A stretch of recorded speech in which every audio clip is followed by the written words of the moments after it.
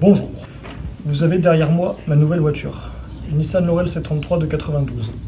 J'ai acheté cette caisse pour remplacer ma voiture de drift actuelle qui est une Mazda MX-5 NA.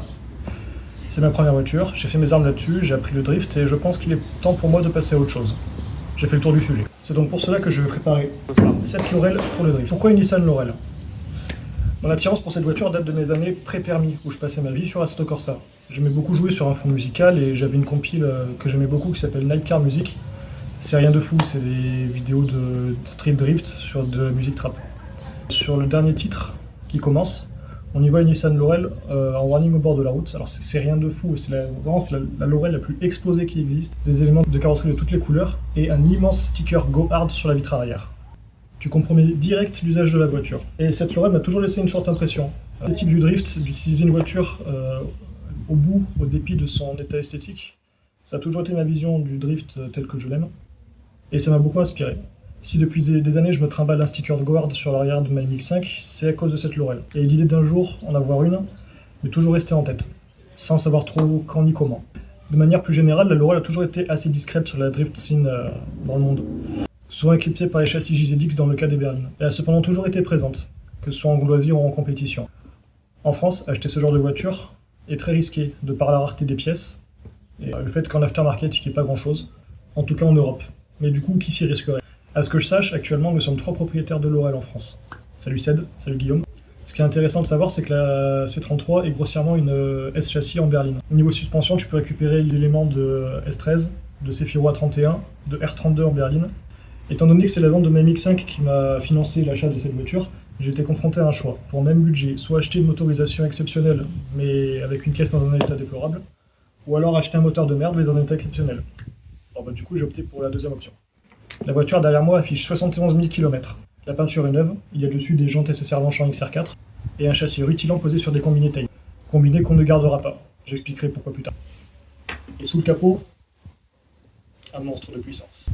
Moteur CA18i, 1,8 litre, SOHC, injection mono. 90 chevaux. Ouais, c'est pas glorieux, mais au moins ça laisserait être créative sur la config plus tard. En réalité, j'ai déjà choisi le moteur qui va le remplacer. J'attends juste de l'avoir ici pour vous le présenter. Le principal avantage de cette motorisation, c'est la boîte mécanique. Il n'y a pas eu beaucoup de Laurel en boîte méca, c'était principalement des gros bateaux de papy en boîte automatique. Et ce qui est intéressant, c'est que la boîte que j'ai actuellement sur ce moteur est compatible avec le CA18 DET DS13 et le SR20. Voilà. De toute manière, elle va dégager aussi. Maintenant, je vais vous présenter le plan d'action pour la Laurel. On va faire un petit coup de propre sur le CA18 parce que j'ai quand même l'intention de drifter cette voiture avec le moteur d'origine. Ça va également me permettre d'apprendre à me filmer en faisant de la mécanique. Parce que je l'ai jamais fait. Et si je fais de la merde, autant que ce soit sur des choses pas importantes. Ensuite, sur le train arrière, actuellement, étant donné que c'est une faible motorisation, j'ai un train arrière à tambour. Ça va être problématique pour la suite car de toute évidence, avec mon objectif de puissance, je vais devoir améliorer le freinage. Donc l'idée ça va être de passer sur des moyeux arrière de S13, ça inclut porte-fusée, roulement de roue avec moyeu, disque de frein, mâchoire de frein à main, étrier de frein de S13, etc. Et câble de frein à main évidemment. Il va falloir que je vois à quel point c'est plug and play sur une Laurel parce que c'est une Laurel, pas une S13. Ensuite le pont. Actuellement sur la voiture j'ai un R200 comme la plupart des Nissan de cette époque en propulsion. Donc identique S13, Cefiro A31, R32 en berline, etc., etc. Je pense que dans un premier temps je vais remplacer le pont ouvert actuel par un VLSD qu'on peut trouver d'origine sur les 200SX. Et lorsque j'aurai fait mon swap, de toute évidence, il faudra que je passe sur quelque chose d'un peu plus énervé parce que le VLSD il va faire de la merde. Je pense passer sur un autobloquant Cusco à disque. Je pense déjà à qui va me l'installer, salut Rod. Mais c'est plus entretien. À voir, ça reste des compromis. Il me faudra un pont de S13 en modèle ABS. Pourquoi l'ABS? Parce que pour le swap que je veux faire, je vais devoir dégager la boîte et le capteur de vitesse actuel se prend sur la boîte. Donc je vais devoir prendre une version ABS et je vais bricoler quelque chose avec un capteur à FEO. Ensuite je vais faire un gros travail sur tout ce qui est châssis. Donc quand je pense châssis, je pense plutôt suspension. Je vais passer en kit grand angle sur le train avant et en train réglable à l'arrière. Ce que je pense faire, c'est démonter train avant, train arrière, envoyer les éléments type origine que je garde en thermolacage, la visserie en bichromètrage histoire d'avoir une belle finition, et puis je vais remplacer quelques bras d'origine en tirant réglable. Je suis pas encore décidé sur la marque, j'ai entendu beaucoup de bien de Drift Max, mais aussi du mal dans le sens où leurs écrous de réglage se desserrent, et c'est chiant.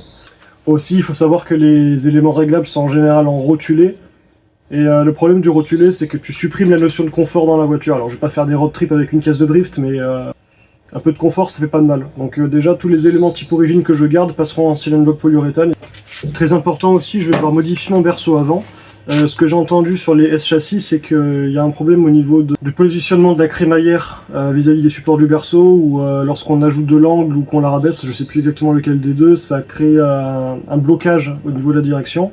Et le meilleur moyen d'y remédier, c'était de reculer la position de la crémaillère. Ensuite, je vais devoir revoir le freinage. Ce qui se fait de manière générale, c'est de passer sur des freins de 300 ZX. Et forcément, ça fait changer les moyeux, donc on passe de 4 par 114.3 à du 5 par 114.3. Donc malheureusement, je vais devoir me séparer des jantes qui sont dessus. Ça me fait bien chier. Mais bon, on trouvera des trucs, des alternatives un peu sympas. Je sais qu'en 5 par 114.3, il y a un très large choix de jantes qui s'offre à nous. Et maintenant le moteur. Alors j'ai un objectif de puissance de 400 chevaux. C'est pas excessif. De toute façon, je cherche pas à me faire une caisse de championnat. Je veux juste un setup qui me permet de rouler confortablement partout et avec fiabilité. Je mets un point d'honneur sur la fiabilité parce que je viens d'une MX5 qui a été un exemple dans la fiabilité, donc je mets un point d'honneur là-dessus. Donc l'idée, c'est de trouver une base moteur qui encaisse 400 chevaux sans trop broncher et avec pas beaucoup de problèmes de fiabilisation à faire. Évidemment, on fera un peu d'esthétique. Faut que ça biche quand même, l'image c'est important. Alors je tiens aussi à éclaircir ce point-là, ça va pas être une caisse de frappe, je vais en prendre soin. J'ai pas envie de la fracasser, ça reste une Laurel, si je tords une aile arrière, ça va être la merde. Aile avant, ça se trouve. Portière, ça se trouve. Aile arrière, sans rouille, c'est mort. Si je me retrouve à rouler avec des gens qui savent ce qu'ils font, je serais pas contre avoir quelques traces de pneus sur mes portières. Mais ça s'arrête là, je vais pas aller taper des murs, ce genre de délire. Soft. Aussi, dernière fiabilisation à faire, au niveau des passages de roues à l'avant. Les Laurel s'offrent des mêmes problèmes que les S13 au niveau du faisceau, c'est-à-dire qu'une voiture abaissée qui est un peu utilisée, qui se met en appui, les pneus vont aller bouffer les gaines des faisceaux électriques qui passent dans les ailes. Donc il va falloir que je démonte les deux ailes avant et que je relocalise le faisceau. Parce que je pense pas que ça a été déjà fait. Même si la voiture, je l'ai reçue du Japon, déjà rabaissée comme ça. Maintenant, parlons de cette chaîne de manière plus générale. Je suis pas youtubeur et j'ai pas l'intention de le devenir. Je pense être intéressant de faire du contenu sur cette voiture qui est inconnue du YouTube français. Je suis moi-même un très gros consommateur de contenu auto, notamment mécanique. Il faut savoir que j'aime beaucoup ce que je fais et j'ai toujours essayé de le partager au maximum. Ceux qui me connaissent pourront sûrement en témoigner, n'est-ce pas? En faire des vidéos, c'est juste dans la continuité de ce que je faisais déjà avant. La voiture exotique en est juste un excellent prétexte. Alors j'aurai pas un rythme défini sur la publication des vidéos. Je promets pas une qualité de montage exceptionnelle.